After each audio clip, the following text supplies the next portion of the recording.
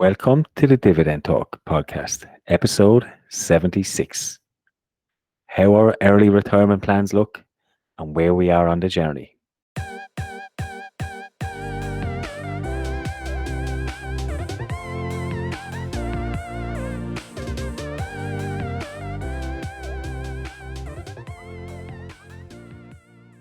Hey guys, welcome back to another episode of Dividend Talk.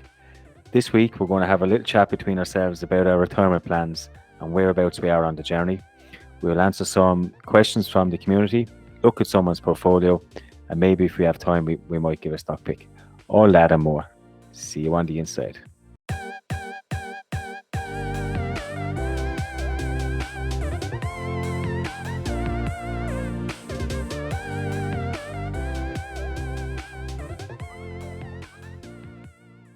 Good evening, European DJ. How are you today?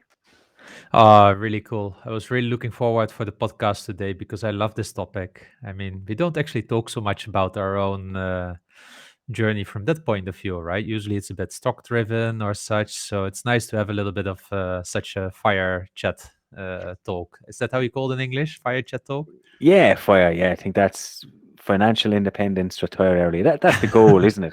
That's the goal. Yeah, yeah. It's why we do it. And you're right, we don't talk about it enough, or even at all. So it's a nice light topic, but something I'm looking forward to getting into.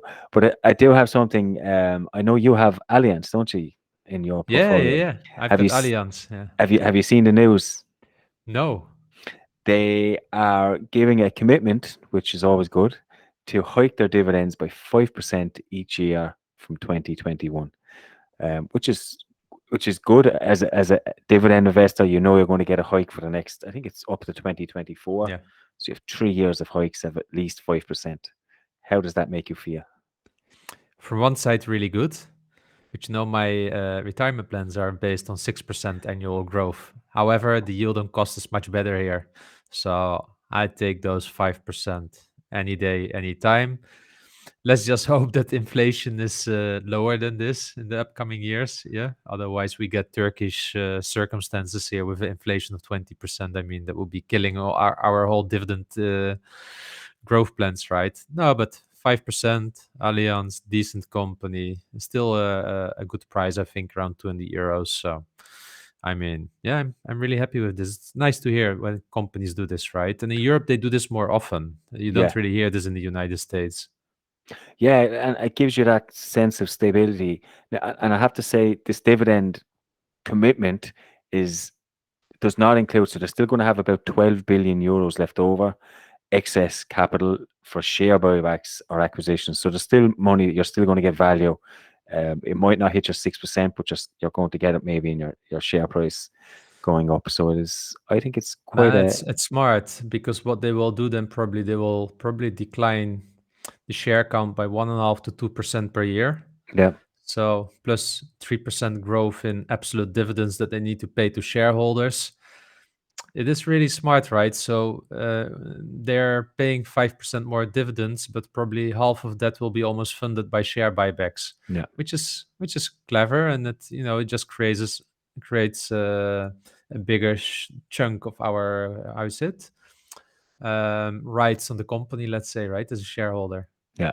And you have to say European companies do a lot of things right when it comes to dividends. We spoke before about a lower payout ratio threshold, which sometimes doesn't mean they increase it every single year, but it grows steadily. So you know that the company they're not like AT&T, for example, raising it by one shitty cent every quarter just to keep it Exactly. a status, and then it goes. So you know that they're good financial sounding. And then stuff like this where they give you a commitment for 3 or 4 years, and at least Mm-hmm. I think Red Electric have done something similar, or was it what's the other Energas, maybe. Yeah. Energas? Yes, Energas was the company that committed these dividend. So it's Yeah. good. You know, as an investor, you're guaranteed these, and if you're planning 3 and 4, 5 years out, it is always nice to know. Yeah. So now we're talking about the news of the week. I also want to talk about Hermes International. It's this luxury brand. It's a European dividend aristocrat with 22 years of dividend growth. and it is going to join the Euro Stoxx 50. And we have actually never spoken about the main European index, right? The equivalent of the S&P 500. It's here, or the Dow Jones, let's say, is the Euro Stoxx 50, and it's going to join it. And it's really an interesting story, Hermes, because it's similar to Louis Vuitton as an Hmm. example, Yeah. and they have been outperforming just their own industry, even like by two, threefold. If you look at the comparison with the industry that they are in and their competitors, so it's really a well executing company. I went to their website today just to see what kind of shit they sell, and oh my god, those book stands that you can use, right? Yeah. Two little wooden pieces which look like elephants that you probably could buy at the IKEA. They sell them for 1,000 euros. Yeah, What? yeah, exactly. Or you get like such a little planet, but then with the solar system, with the shapes when you look at the sky. Yeah. 18,000 euros. Oh man, who's buying this? Who's buying this stuff? Exactly, or a little orange little bag for your phone to put your mobile phone in with such a cord so that you can hang it around your chest. More than 1,000 euros. Which, You buy uh, them for like two euros here in a shop at the corner here in Poland. so like, are they a big brand? Like, Yeah, they're a yeah, huge brand, and people are paying yeah. this money. This is They're this is going into the Euro Stoxx 50. Yeah, wow. so the top 50 companies, let's say, in Europe. That is crazy. That like who pays this money? And I'm looking at the website now. Right? If you're earning 1,000 euro for a bag, you could do a better job on your bloody website. It's horrible. Yeah, it's really bad. But they pay good dividends. Yes, so as long as there are enough people that buy this stuff, you know, dividend will continue to grow. So I would like to have this company. It's just always too expensive. Yeah, But it's a really nice French company, I would say. A fast-growing company, really. So yeah, I find it really interesting that such a company is joining such an index, such a luxury brand. yeah. So have they only paid dividends since 2016, as far as I can see. No, no, 22 years. They are a Go away. dividend aristocrat in the Noble Oh, 30 index. oh, Yeah, no, this is one of those pure play dividend growers in Europe. that's pretty cool actually. I just looking on the website, it only has initially you probably have to dig in back as far as 2016, but in 2017 they paid a special dividend or an extraordinary dividend as they call it of €5. So you got €9 dividend off them in 2017. Yeah, yeah, that's a very nice company, but their product line, I mean, I would not even dare to step in the shop, and I would be afraid to touch something that will fall off or something like that. I just replace it with something out of Primark or Yeah, something. exactly, or from the Action. Yeah. But those are real dividend investors, right? We will buy at the Action this stuff. Yeah, exactly. Wow. No, that's Uh, quite a nice topic. And see, do you know what? It's a company that has escaped my radar, but I'm going to look into them a little bit more. I'm sure you'll probably get a video well before I look into these, but No, no, no. It's not in my on my radar further, but yeah, I would say it is really, I think, a nice company to look into. It mm, is really this French style. Also, if you already go to the website, so yeah, yeah. So maybe it's time then to talk about our journey because we started to touch on that already a little bit. yeah. Our retirement plans, where we are, how we're going to get there. Let's start with you. What is your retirement plan? What's your ultimate goal here? My ultimate goal is just to have more freedom. Yeah, and freedom for me means freedom in time because honestly, I think with the fact that I'm already dividend investing, I already have the freedom of thoughts. And what I mean with the freedom of thoughts is I already have a cushion that I can, based on my portfolio, if I would really get in trouble, I can probably live 5, 6 years just off the portfolio alone. So I have already this freedom in thinking that I can really do only stuff that I really like. So at work as well, I don't need to do things in my mind that I don't like. Of course, there's no perfect work where you always, have a day that you feel like what I'm doing here.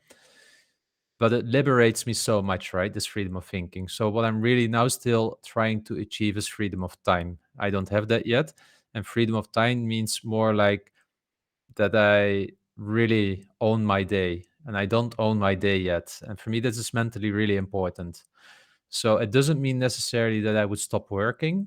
I might work less. I might work different. I might work in charity form rather Yeah, than a paid job. But this freedom and time is really important for me, and I'm missing that. I feel more like I'm in a rat race, also with two kids. This Groundhog Day more I feel during the week, yeah. and this is what I'm trying to get rid of in Do time. you get the sense? Because my answer would be something similar.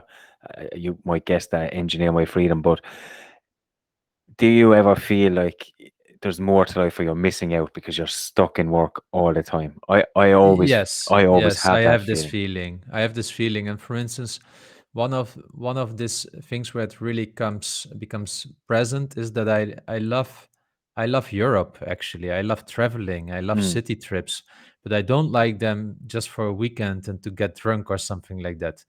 My dream is to buy such a Eurorail ticket yeah, and just take 3 months, go to all the cities, buy the local city guides, explore the towns, get a feeling of life.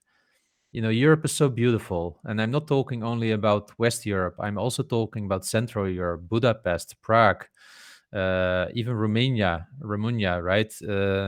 Bulgaria, Slovenia. Every time we drive to Croatia, and we drive to Slovenia, it looks so beautiful, right? So spending time through those countries and being a tourist, but also getting a bit of that life, that's really what I feel like I'm missing in life. And it's yeah. just really hard. Really need to take a sabbatical to be able to do that. And yeah, Yeah, I agree. It's hard to get a sense of a different culture in a weekend where you're probably going to spend 20-30% of that sitting in a pub. You're not yeah, going to do that. You need to get out, explore, get away from the tourist parts. I mean, the yeah, tourist parts, you see what they want you to see, and everyone's airy fairy, but yeah, you need to get out of that and actually get to meet real people to get a flavor of it. And yeah, that's my ultimate goal, is just to have that freedom. I love traveling, and this pandemic has been an absolute nightmare. Like I usually travel yeah, 3-4 times a year. Holidays, I think I got away once last year, and that was it. That's been it, really. yeah. So I'm really looking forward to get back traveling. But my goal would be to not have to worry about work.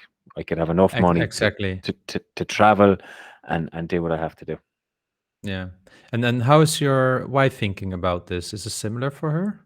Yeah, yeah. Now, we're in a privileged position. We managed to retire my wife. I think I spoke about this before. I mentioned it on Twitter. So the goal was in a couple of stages. Retire my wife first because, look, she's fantastic. She's a lot better around the house and organizing, getting kids ready. She enjoys all that. So get her out of work, successfully did that. So we're only living on my income. And the next part of it now is for me to retire, and then we can both travel together. She loves it just as much as me. She would never live somewhere else. Hmm. She's got a really, really close family, but she loves traveling, and so she would more than happy go somewhere for a month at a time. Once she knows we're coming back. Nice, nice, nice. So where are you now then on the journey already? So I am about 9% there at the moment, according to my dashboard. It's probably, do you know what? It's probably a little bit more because I'm only taking into consideration dividend income on that. Yeah, I do earn more on the side, so I write for sure dividend, for example. That's extra income that comes in. I have my option trading account. I'm paying off my mortgage at a ferocious rate these last couple of years. So adding these all up together, I'm probably closer to maybe 15-16% there, yeah. which is That's which is quite cool.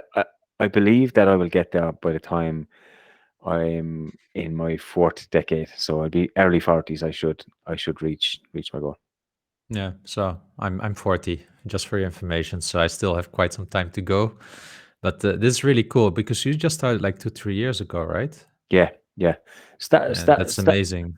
start a couple of years ago, but I mean, in the beginning, I started with such low amounts and just built Hmm. up confidence, and now I have complete confidence in what I'm doing. I've no problem putting extra money in. I still have an emergency fund there if shit hits the fan, Hmm. because family first, yeah. So you got to make Yeah, sure your kids are looked after. If something happens, which may or may not happen, you have something to fall back on, and then everything extra. So I'm literally putting everything extra into either my dividend income account, option account, or paying down my mortgage.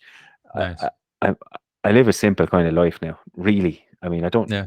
don't really need to do that, and can't travel, so I. You're just, that's really funny when I hear you talking. You're like a CEO, a capital allocator. Yeah, you get your cash flow. And what can you do with your cash flow typically? You can buy companies, you can pay dividends, you can buy back shares, you can reinvest in the company. And probably there's still, I think, a fifth category. You're doing something like that. You're buying back shares when you think about your mortgage. Yeah, you're but effectively doing all of this. but at the moment, it comes with a price, and that price is my time. And I spent like, Yes. and we've delayed this podcast tonight because I'm on call on work, so I was still working. I finished work physically there about 5 o'clock. Yeah. Get the kids ready. I was writing some articles for sure Dividend, and then I get a call about 7 o'clock, and I'm on call for 3 4 hours, and then Yeah. I'm late. So there is a price there, and that price is my time. So that's where my goal is. I want to free Hmm. up that time, so Yeah. I don't have to be on call, or I don't have to be in work. I can just write Yeah. articles or. But have you ever considered just to think like, okay, if I'm at 20%, I will take a day less at work. Like I start working 4 days and the other days paid by dividends. Have you considered such things? No, no. Do you know what? My personality is really all or nothing. And Yeah, I have the same. in work, I mean, I'm in my time. So I'm really a project engineer. So we bring in big like equipment. It just so happens that the project we're on now is huge. It's massive. We're bringing in a whole new process, which takes a lot of time, and it's not something I could do part time or even 4 days or 3 days. I have to Yeah. be there all the time, and I have. I don't know if I've mentioned this before, but I have grown quite quickly in the company. I've got a couple of Hmm. promotions, and work has been acknowledged. So it's been quite nice. But I get that because I'm so dedicated. I mean, Yeah. I don't have to take that call that I took for 3 hours, but I will do it because it's my project. I want to make sure it's fine, and I'm dedicated. But eventually, I'll get to a point where I'd have enough. But Yeah. I can't just do it half-assed. I'll have to either walk away altogether or stay. I can't Yeah. just do 4 days or 3 days. I have the same. I really would love to. I would like to have a Father's Day every Friday, for instance. But and even I spoke about at work; they are open to that. But I just notice I'm a workaholic. You Yeah, know, in the end, I don't even burn my vacation days on a year just because I have overtime. So I don't. I can sometimes compensate, which always leaves me with days in the end of the year. And I've been burning so many vacation days this year, and still I didn't make it. Yeah. So it was not like I didn't have vacation this year, quite a lot. yeah. But yeah. So I have a question for you, which is interesting. So we're always quite busy, and we're content creators. You have blogs, podcasts, you have YouTube as well, and we're talking about our goal is time, and we want time with our families, but that's in the future. How do you Mhm. manage that time now with your family, with everything you do? uh, well, the pandemic helps. So I'm much more home. I'm not so much on travel. I must tell you, in 2019, I spent probably out of 50, what is it, 52 weeks, 54 weeks, I spent 20 weeks abroad. So I wouldn't have been able to do in such a situation all this stuff that I'm doing now. But it's really simple. I know my wife already for what is it, 18 years now. So it's not like We are in the first year and still need to understand each other. So I've got my set times. I'm a time box. So Friday evening, she knows I'm doing podcast. Sunday morning, she knows I'm doing a video. And once an evening during the week, I'm working on a post. And every day I spend half an hour or something like that on social media. That's sometimes in the morning when I wake up, and then in the evening when the kids are busy or to bed. So actually, I try to do a lot of this when I'm not needed, let's say Yeah, like that, because on Sunday morning they often go somewhere. And so this is why I can manage it quite well. But time boxing is really, really important here. And that's why sometimes I don't make it to finish a post during the week, and then I just move it to the next week because still my family has priority. So actually, I can juggle it quite well. The issue is when I have business trips, that makes it really hard because that means long days, hardly any sleep for me, and yeah, then I don't really have time for this. So and then it's just prioritization, right? yeah, yeah. No, I agree. 'Cause it's something that I get asked quite a bit, particularly from guys that are trying to get into maybe blogging and they see how much time it takes to write just one post.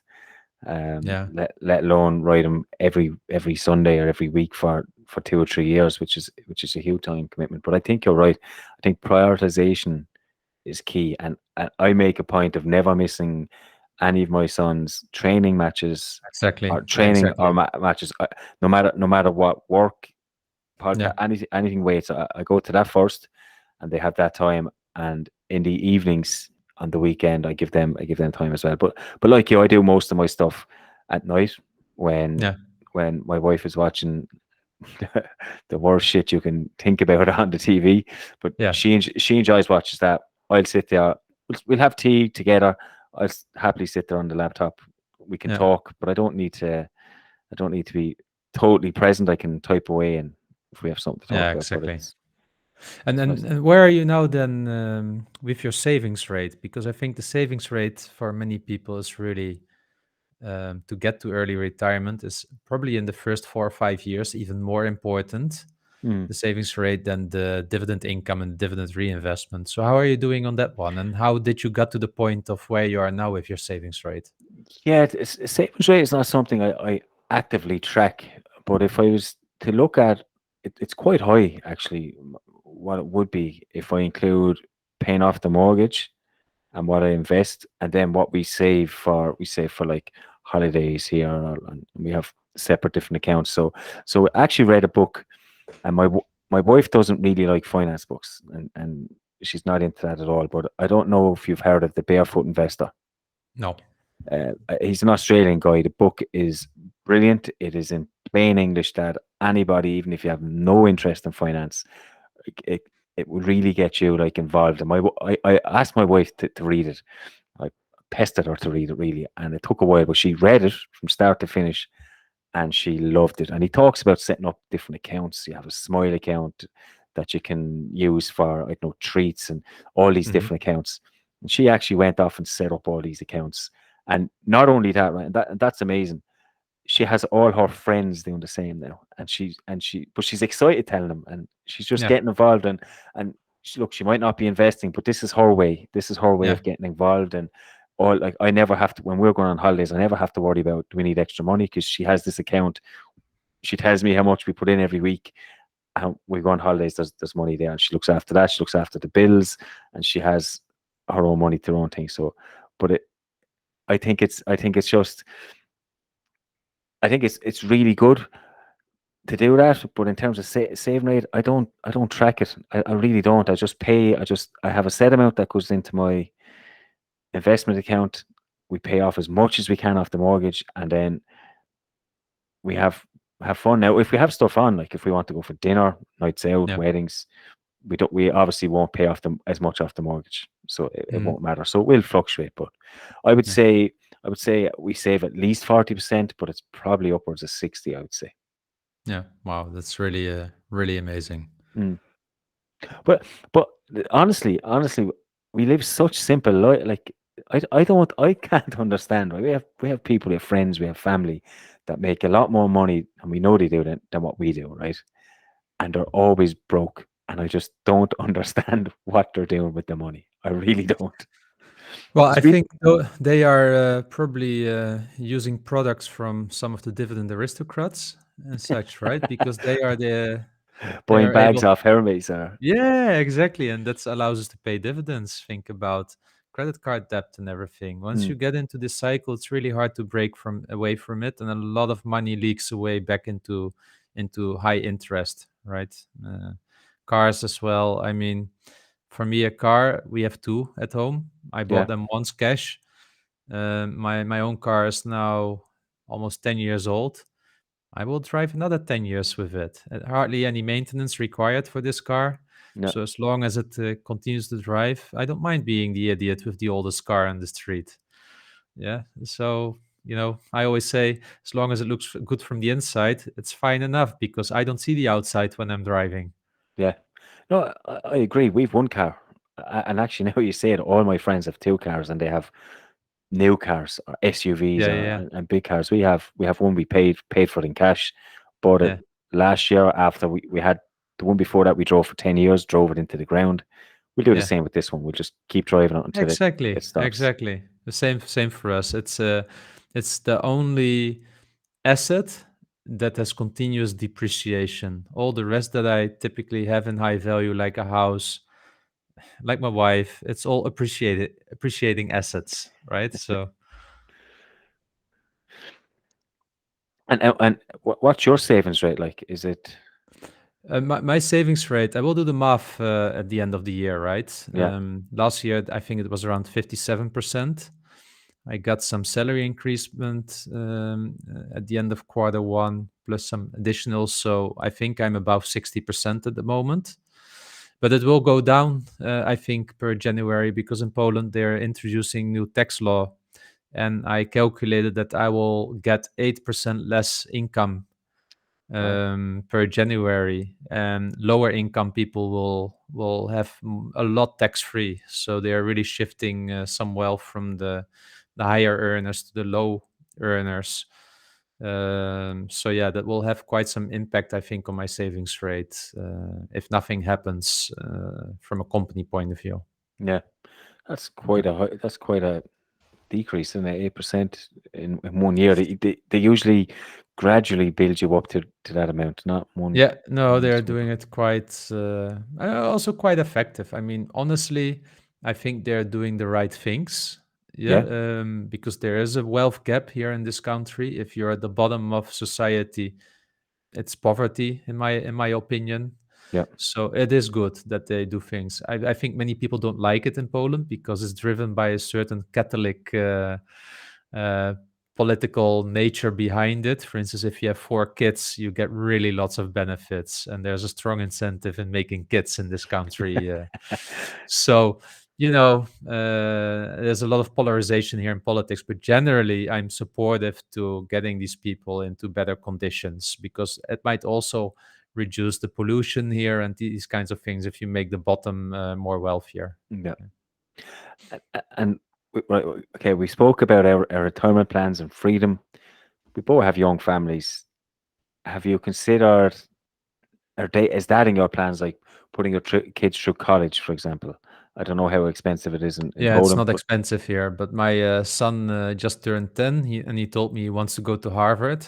but So I told him, well, he needs to pay for it mostly himself. So he asked me how he could do it. I said, well, think about it. And then he came to me that he wants to start a YouTube channel with 1 million subscribers and about Minecraft. So he started to work on that. He has 8 subscribers now. So he's on the path. he has ambition. I'll give him that much. But Yeah, exactly, exactly. So let's see if he will still wants to go to Harvard at the time.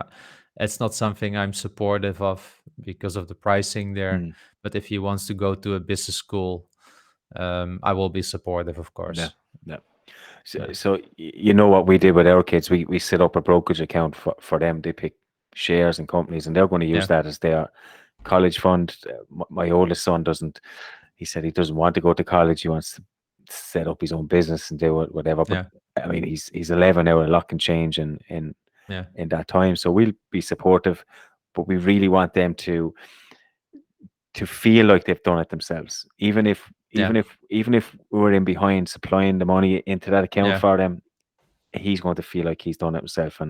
And I think that's important that they understand Yeah, what it is, understand the money, and then maybe direct their own path to their own financial freedom. Hopefully, he's probably retired before I am. That would be my that would be ultimate really goal. cool. Yeah, Nice, nice. So, and how many years do you still estimate? You mentioned somewhere in your 40s. What does that mean for you? Like 10 years, 15 years? I'm not that young, no. It is about maybe 7, 8 years, I think. So Okay. 7, 8 years. So that's really cool. So for me, it's also around that 6, 7, but I'm saying already like for 2 years, 6, 7 years. So Yeah, maybe for me, a lot depends also on some other things. Here, for instance, I'm considering also maybe to do such what they call barista fire. Why not stop after 3, 4 years and just do some Uber driving or something like that, 2, 3 days a week, maybe some contracting. And with my knowledge, I could also do some contracting for 2 days a week and yeah, but get the cash. knowing you like I do, you're passionate about your work. Do you really see yourself giving that up to be an Uber driver or a part-time? I could be a really passionate Uber driver. I could talk to everyone about dividend stocks, even when they are totally drunk in the car on a Saturday night. I would say, like, hey, guy, you could have all these beers for free forever if you would start focusing on passive income. buy, buy Diageo and stop going out to the pub. Exactly, exactly. No, but I'm considering that. But to your point, I will never sit quiet. It's not in me. Yeah, Probably if I would work 2 days, the other 3 days I would be blogging. It's simple like that. yeah, Yeah, yeah. No, that's good. I just think I would struggle with something like that. I would have to be passionate about it. Now, I've I've owned a coffee shop before and I loved it. I would not mind doing something like that again, but I don't know if I could go in. I don't mean disrespect anybody here, but in a low end job like that and just do 2 or 3 days because it would bore me senseless, I think. yeah, you might be right. I read more often from people that reached fire that was one of the biggest things, that they were dreaming about it, and then in the end reality kicked in and they went back to work again or something like that. Yeah, I mean, you make lots of friends in work, don't you? That's where Yeah, your interactions are the whole time. And it would be great if I reach fire and all my friends and family reach fire at the same time, because now I have this group of people around me that I want to be around. But in reality, these groups of people are going to be off living and working because they have to work, yeah, and you're going to be in fire on your own in your own little circle. So I think it's important yeah, to have something. I just don't know if it could be. It would have to be something that pushes me. If it doesn't yeah, push me, exactly. I just lose interest. Yeah, yeah, no, same here, same here. Okay, cool. So really interesting to hear you talking a little bit about it, and fingers crossed that you will make it also in 6, 7 years. And I was thinking when you said I retired my wife, I don't know a blogger yet that has the name Retire My Wife. It would be an awesome blog, retiremywife.com, right? Yeah, I'll have to change everything, change my whole branding to retire my Yeah, wife. retire. But you did it already. Or RTW. It won't be EMF, it'll be RTW. Or Yeah, RM RTW. RMW. Yeah. Not not retire dead wife. Retire my wife. Good, good, good. Well, also to the listeners, if you have sometimes questions around our journey or something like that, just let us know. We might pick it more up in one of the upcoming shows. Again, there's still so much that we didn't talk about that we could talk about regarding our plans. So just let us know if there are other interest areas that you have here, and we could get back to this topic again in the upcoming show. Um, EMF, I think we need to now speed up a little bit to still keep the show somehow under an hour. We still have some questions out there, quite some. And we have also a portfolio review this week. And this Okay. week we got a portfolio submitted by Anders Storgaard. It sounds from a Scandinavian country. Yeah. Um, he's saying that he's been investing for 2.5 years and he has now around 100,000 euro portfolio. His strategy is to create passive income portfolio, providing cash flow to cover his fixed monthly expenses, like we have as well, right? Yep. And he has a satellite portfolio combined with some alternative investments plus cash. He has a breakdown as follows: 10% in cash, so he's from Denmark, Danish crowns. 35% in some ETFs like IUSQ ticker, and yes, also he's also tracking, and I think this is the one, the MSCI da da da da. Yeah. Yes, another third in individual dividend stocks, and he took the screenshot beside, so we can speak about this one. Then he has 10% in crowd lending, real estate loans in Scandinavia, and 10% in crowd lending, consumer loans in Balticum, Europe. So then his top 5 of stocks are Bristol Myers with a portfolio allocation of 9%, Vici with a portfolio allocation of almost 8%, then the ticker symbol PBA. I actually don't know what it stands for, so let's look that quickly up. Then also a ticker TSN, and then BTI, British American Tobacco, and they are all around 7 to 6.5%. Number 6, maybe, which is really interesting, is HPQ as well. So when you're looking at this portfolio, what are the first things that come to mind?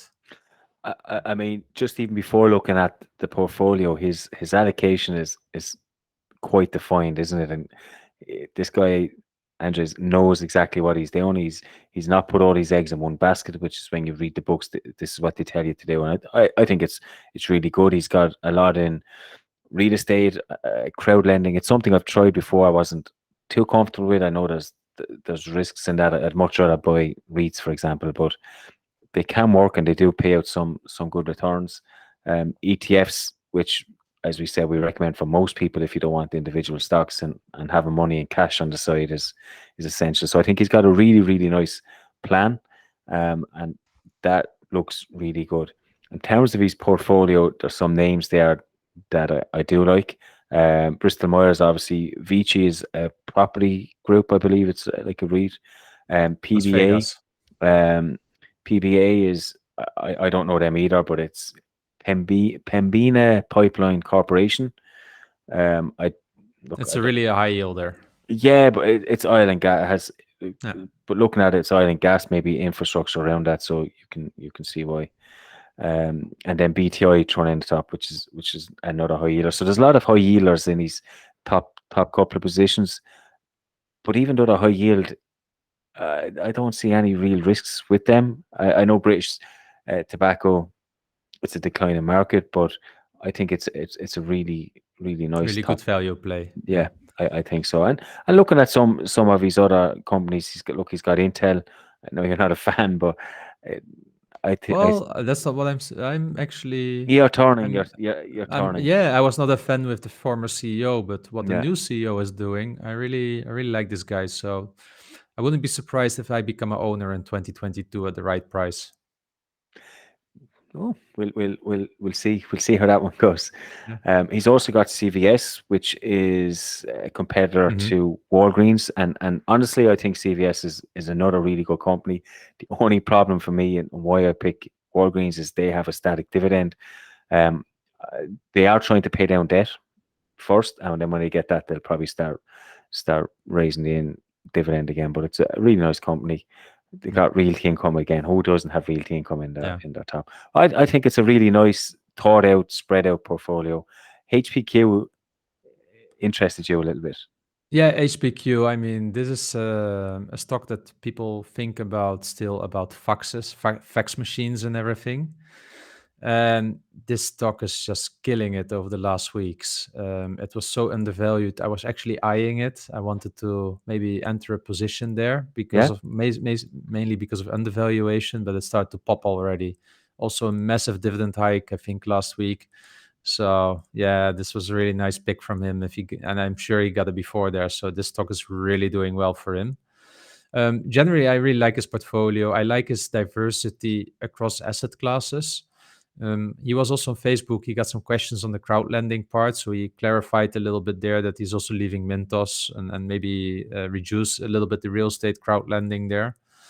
I like his portfolio also a lot. I'm missing a little bit more like dividend aristocrats in here, but okay, I think he has some with Johnson Johnson as well.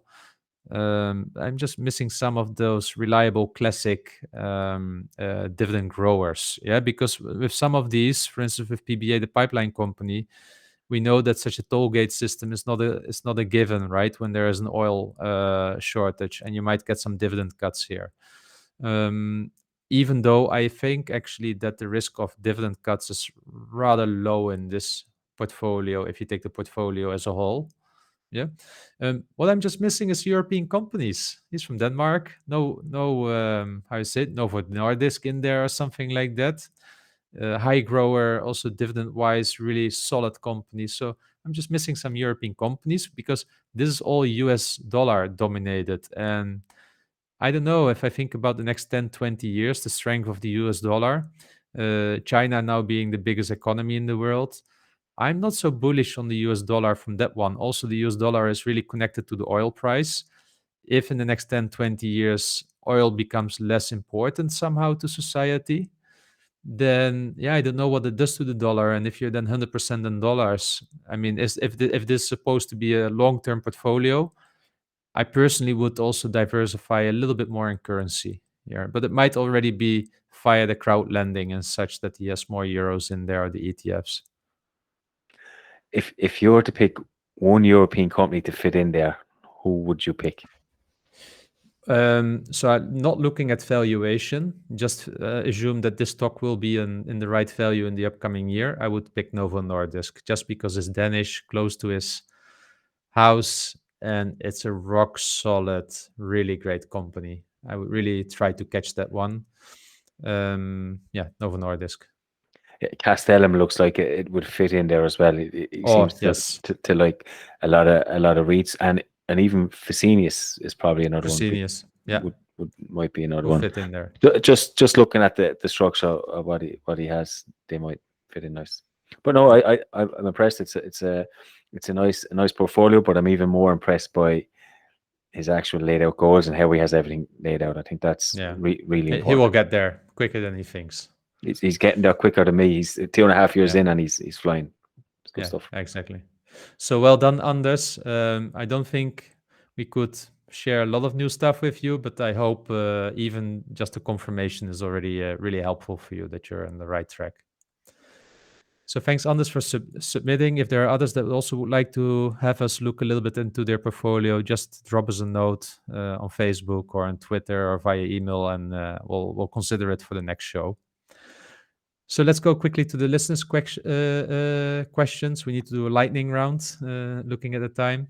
The first question is from Manny Mystery, and he is asking whether we look also at the metric when analyzing companies of return on invested capital, and specifically in combination with the weighted average cost of capital. Yeah, I think you do that, don't you? Looking at Yeah, your videos, you put a lot of yeah. importance on that. For me, the gap between the return on investment capital and the cost of capital is for me the value gap. So you want to see that the return on invested capital is more than what capital actually costs. Yeah, because if you're lending money to invest and you make less return on what your interest rate on the money costs, you're not doing well as a business. There's one catch though here that I want people to be aware of. Let's assume that a weighted average cost of capital is on average now 6-7%. But if you're a company like Microsoft and you have hardly any debt, because debt is almost at zero cost now, then you're mainly, how I said, dependent on the other part of what defines the weighted average cost of capital, and that's the shareholder expectations. Yeah, because they have a certain expectation regarding return that they want to see from the company. So let's assume you're Microsoft and shareholders expect a 15% annual return, then your weighted average cost of capital might be 12%. And if you're then having a return on capital also of 12%, it looks like you're not making money. Yeah. So there's Yeah, a catch to that I find the WACC not so significant or important when we're talking about high growth companies that hardly have any debt on their balance sheet. Yeah, so it is not. It's a good back on the napkin approach, but you also need to look a little bit behind it, what those figures are made out of. okay. Lovely short answer. The next question is from Sly Badger, and he's saying, when you're looking at a business, what are your non-negotiables?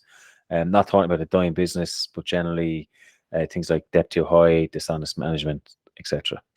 Yeah, dishonest management is something that really turns me off. So, for instance, when people started to talk about adjusted classic free cash flow and these kinds of, I know some companies do it. I think even Fresenius, but I really don't like it. It really turns me off, and so dishonest management. I see that as dishonest management. How about yourself? Yeah, it'd be similar. Now it's probably debt too high as well as dishonest management. But honestly, these things can turn around. Management can change, so it's only in a snapshot period of time. Uh, but something like IBM, for example, when you're looking at this constant changing the narrative each and every year and nothing adds up, I just don't get it. AT&T are slightly like that in terms of you look at their debt profile. The depth is too high, but then I think myself and Dividend Wave have spent lots of time going through when they release how much debt they play, how much debt they've paid down, and it never adds up. And it should be easy to find that, not hard. So, uh, but honestly, I don't know if they're not non-negotiables. I think every company can change or Yeah, turn. So exactly. I, there's once Okay, there's money to be made, I'm there. exactly. So next question is from Future Dividends. He's asking whether we are thinking about buying the dip on some beaten up growth stocks. No, not at this moment. I haven't really looked at, to be honest with you. Most of my capital is tied up on my option plays, which I think I discussed last week. But there is lots of good opportunities out there now, though, I would imagine. Yeah, so me neither. Me neither. It's I've got Alibaba maxed out, so not intending to buy any other growth stocks. Then the next question from Maarten is similar to that. He asked whether you have considered Tencent in general as an investment. No, no, No, sorry, no. Maarten, we didn't. Next question is from Phil. He asks, which dividend payout frequency do we prefer the most? Yearly, bi-yearly, quarterly, or monthly? Monthly. Me too. I would love it monthly, although I would take quarterly also for European companies. Yeah, but I don't mind yearly either because you get a huge chunk at once. But if you could spread that out, like every month from different companies, Yeah, and that would be really nice. that would be Yeah, really nice. I know you've done a blog post on this before, or something where you've laid yeah, out how to get paid every month from European yeah, companies. exactly, exactly. Dividend Wave is asking what you have on your watch list for December. Just whatever's in my portfolio. I'm not looking at anyone new. Fresenius is a company that I have a low allocation in that looks like it could go. Texas Instruments is someone I'm always looking to add to, and maybe can't think of any more. But So EMF, certainly those two stuck out to me last week. I bought Fresenius last Friday, and I'm really happy with it. It's a really Yeah, good price now. I, Really I, good rem- price. I remember you saying that. So I bought a starter position in them when you did that show with Phil. Yeah, So I bought a couple of shares. I think it was up around $40, €40 at the time, but now they're dropping down around 30, and it's definitely yeah. within a more viable range. So they are on my watch list. But at the moment, this time of year, I'm probably just looking within my portfolio. I'm not looking to add anything Yeah. particularly new. Okay, so the next question is from Chago. He's asking us about Baba, specifically now that the delisting and the V regulatory threats have become more apparent. Has it changed our thesis for Alibaba? I mean, Alibaba's business, right? It's business. Let's not look at anything else. It's Yeah, business is fundamentally sound, right? And I know what he's talking about, the VIE and all this kind of thing, but as a company, it's making lots of money and it's growing in the right direction. There's stuff in China that happens that's out of our control, but there's stuff that happens in Europe, there's stuff that happens in America, there's stuff happens everywhere. I think it is incredibly cheap at the moment. I have a put on them, so I will be obligated to buy 100 shares if I get assigned. I don't think I will, but it could happen. They could go as low as $80 easily. I think the way Yeah, it's falling. But my opinion has not changed. I knew the risks when I was taking that bet, and I mean, I always find this. When you have a thesis or when you have an opinion about a company, and it's going right for you, it's easy to say it's going right and the company's on its way down, but normally that's the time to buy a company, isn't it? Because exactly, exactly. because I think they will turn around. It might not be apparent, even if they are delisted. It doesn't mean they can't.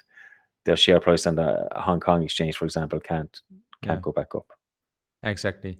For me, the same. Nothing has changed to my thesis. I see this as a risk. I see it still not as an issue like you.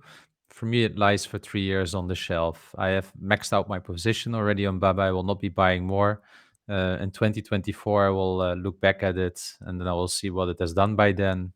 And I expect it to be around 250, $300 at that moment in time. I've done really well in the past buying beaten down stocks like this, where there's fear in the market. Same with Facebook at the time. Same with Apple. iPhone is dead. I know these are regulatory risks at the moment. Yeah, so I understand that it scares the hell out of people. It can happen, Oil but that's stocks were why. dead. No? Yeah, and it can happen. And if it happens, look, it's 3.5% or something like that of my portfolio. My portfolio went up more than I think 20% or something like this in a year. So I wouldn't even notice in the end. Then I would just take my learnings and move on. So Yeah, yeah, and that's it. Eh, Analyze your risk, and if you're happy, stick with it. exactly, Yeah. exactly. Okay, Uh, thanks, Thiago. quick question from Kai. He's aiming for retirement in 20 years. What payout ratio, dividend growth, and yield would my dividend stocks have today? Oh, that's a hard question. I think it's not the right question, Kai, sorry to say, because payout ratio is not really relevant for your retirement in 20 years.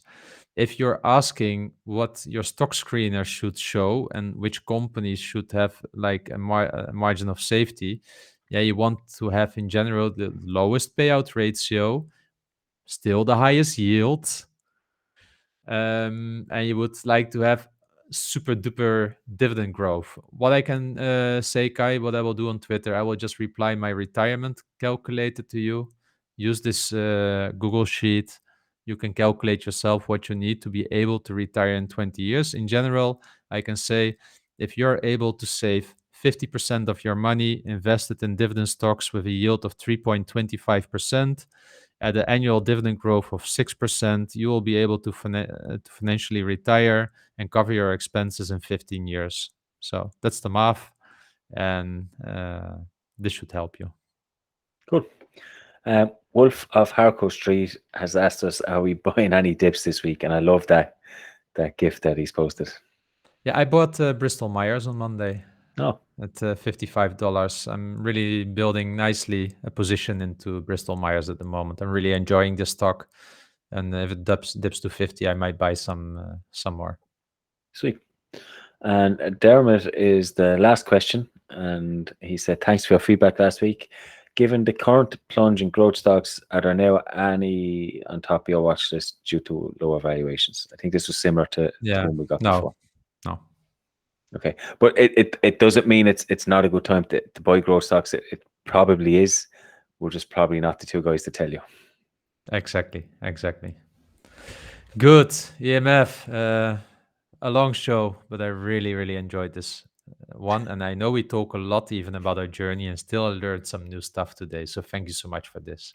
Yeah, hey, do you know what? It didn't actually feel that long for me, but for our listeners, I'm sorry if it is too long. I know sometimes we get people telling us it's not long enough or it's too long. I mean, I don't know what the right length is, but all I know is I really enjoyed talking to you about this today.